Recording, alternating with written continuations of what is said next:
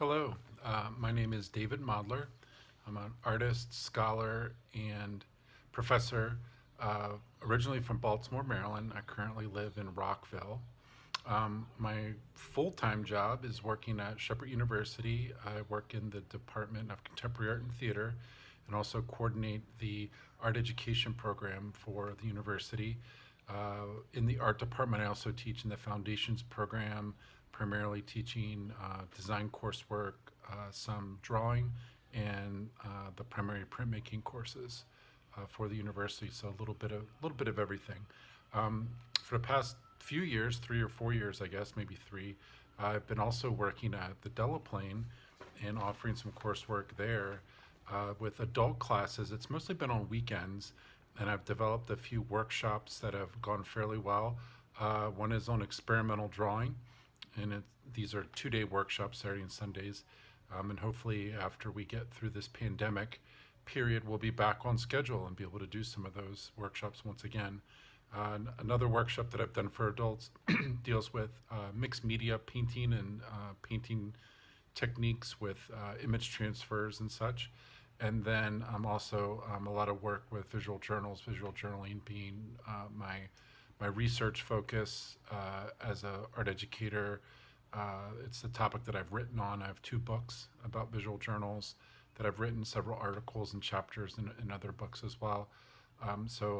Visual journal definitely a mainstay in my studio practice and a big part of what I do in my teaching, and a large part of what I do in ideas about research, working with students and working in the different systems of education around the world. So, what I'm going to do today, it's actually part 5 of a series of videos that I've been doing that deal specifically with visual journals.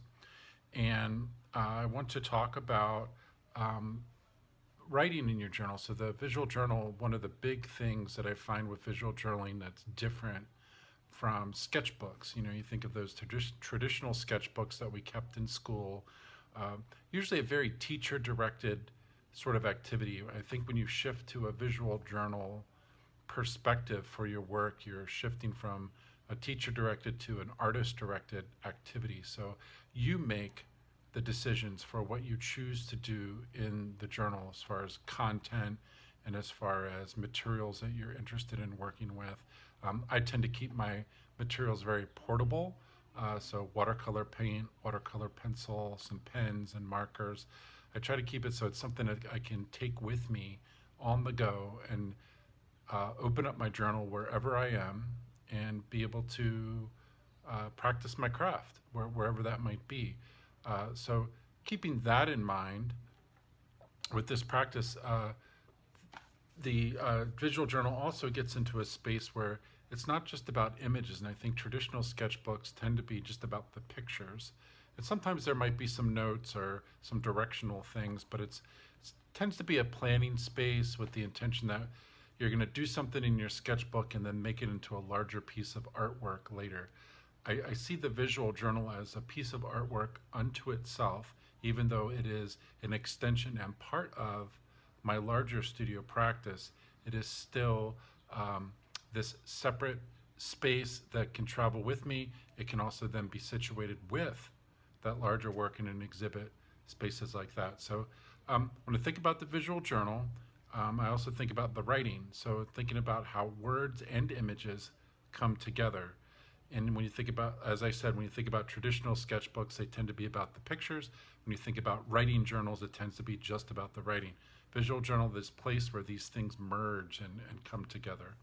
So in that vein, what I'd like to do today is talk a little bit about text and using text in your journal, and especially the embellishment of the text. So that when you're writing in this space, that there's things that you can do to the writing to make the words act more like graphic devices, and the words then tend to act more like images than just words alone. So I'm going to show you some things that I've been doing and show you 4 different embellishment techniques that are popular or ones that are common in the visual journal work that I do. I'm sure that as you explore and investigate your practice, you're going to find other ways that you like to embellish the writing and bring some important words that might be resonating with you, bringing those words forward in the writing. So I have 4 different stylistic techniques for embellishing the text. But before I talk about that, I just want to sort of like explain to you like how I set this page up. It might give you a focus for a writing prompt, something reflective that you could do with this practice. In this time of COVID-19, being isolated at home, we're all looking for ways to reflect about our experiences and deal with the things that are going on. So I think the visual journal can become a very therapeutic space, a very process-oriented space where you can kind of work out and deal with some of the things you might be thinking and feeling.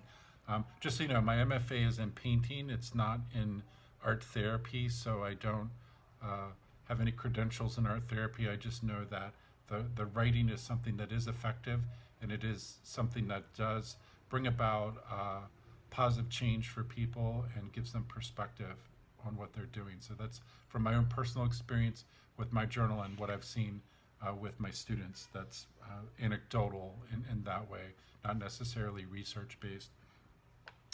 So on this page, what I did is I took a page that I did prior in another video. I talked about doing bubble wrap printing. So I took a piece of bubble wrap, and you can watch that video. I think it's the second video in my series. Took a piece of bubble wrap, I painted it, and then I printed it on this page. And then for my writing, I used a water-soluble pencil. So I used one of these Sketch and Wash pencils, but any watercolor pencil will work. And I wrote with the watercolor pencil with the intention that after I did the writing, I was going to take my brush and water, and I was going to brush over the writing to kind of get the words to dissipate and get some of that color from that watercolor pencil to spread around on the page. The pencil I used was just a gray graphite pencil, so it spread around. It just added some gray to the page, but it dissipated the writing. So my next task that I have intended for this is to then start to look at what I wrote and pull out specific words from each line and have them come forward in the writing, making them stand out, giving them some prominence on the page as I go through it. So however you've decided to write this, you can just write it with pen or just write it with pencil. Use a watercolor pencil if you want, and try this technique where you wash over it with water to sort of blend it out a bit. Just be careful when you do that. If you're very vigorous with your brushwork, you can actually make the words completely disappear, and it could be a cathartic experience. Maybe there are some words there that you want to see disappear, so you can make those decisions for yourself.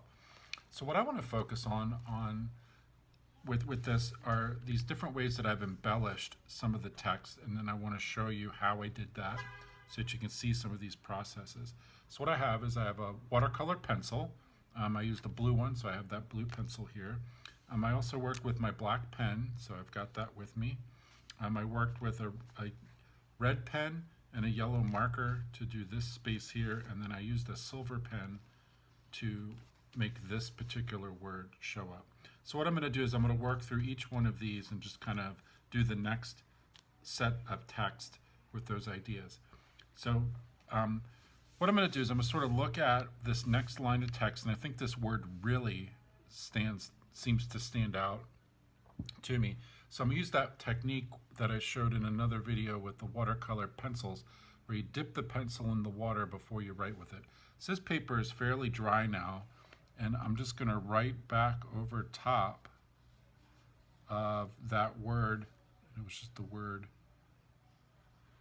really. And I'm going to make that word stand out a bit with that watercolor pencil. All I did was dip it in the water and rewrite the word, right back over the word on the paper. So one way that you can think about embellishing text using your watercolor pencil, dip the watercolor pencil in the water, rewrite the word right back over top of it. Another thing that I like to do with the text in things that I write is changing the font or playing around with the lettering. So this word living that I have right here, there's a little combination of words. It is. So I'm going to play with those, and I'm just going to change the way these two words are written slightly. It'll get them to stand out and change their context slightly. So it's just a way that I like to embellish the writing. I sort of draw back over top of the words. I wrote in cursive when I wrote everything out, so I'm sort of printing back over top and then almost like bubble letters in a way, but filling them in so they're solid, very bold on the page. So you can think about how the black pen might help bring out some words, make them bolder, make them stand out in the writing that you're doing.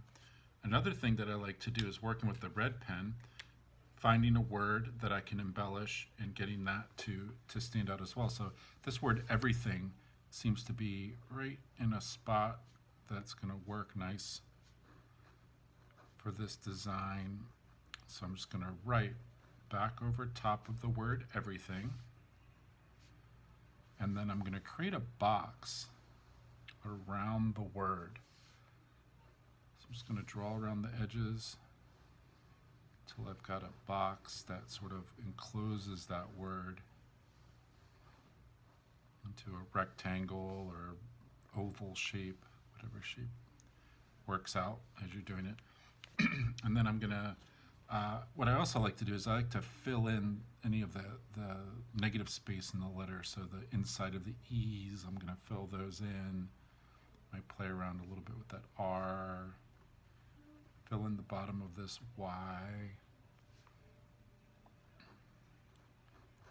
This way the red pen is going to be fairly strong in this space. And I'm going to use this yellow marker to blend over the red pen and also fill in that rectangle shape, rectangle-ish. Got a little bumpy there at the bottom, to have it do something like the word nothing does up there. So I'm just using my yellow marker. This has got a brush tip on it that I like, but any yellow marker, highlighter would work fine for this kind of embellishment.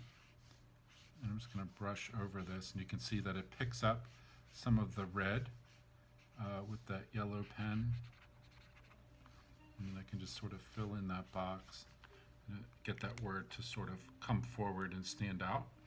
And then finally I'm going to do one more word with this silver pen, and the word my is right here on the edge, so I'm going to do that. And I'm going to make it a nice bold letters, capitalize the M and the Y. And any metallic pen works good for this, even if you have like a white pen, something like that. Sharpies are great. Sharpie makes metallic markers and pens. Those can be good. And I'm going to create a box around it. So I'm going to sort of box in that word and then use the black to fill in the background around the silver letters. And in that way, those silver letters will really stand out, and then you'll see this word. So my main goal today was just to show you some basic ways that you can embellish the writing that you might be doing in your journal. Remember, a visual journal, place where images and words come together. So as you're writing, some of those words may just stay in your natural handwriting or just printed into your journal, but you could be more purposeful with the design of some of the writing that you're doing if you choose to use some of these embellishment techniques with the writing. So good thing I chose a short word so that I can get this whole thing done for you in this short video. So you can see the word kind of turning out. I can always go back with that silver pen if I feel like I need a little bit more silver or color there to help show the letter, but it's getting a little too distorted by the fill-in of the black pen. So just to recap, thinking about ways to embellish writing, using a watercolor pencil and then sort of washing that watercolor pencil away a little bit, and then coming back with your materials to embellish the words, get them to come forward. You can just write back over top of the word with a watercolor pencil, dipping it first so that you get a nice bold color. Just using your black pen or some other color, you could change the font of a piece of writing, since it was in cursive, making it more like capital letters and a little bit more inventive with the text. Rewriting the text just with red or maybe even blue pen, and then adding yellow, you get some nice pickup of the red, and you get those hints of yellow and orange happening in that box. And then finally working with the metallic pen and just working with big capital letters and then boxing that in so it really kind of stands out in the text. So just some quick ways that you can get some more activity going on in your visual journal practice and enhance some of that writing, that reflective writing that you might be doing. In particular in this time that we're in right now where we're isolated and by ourselves.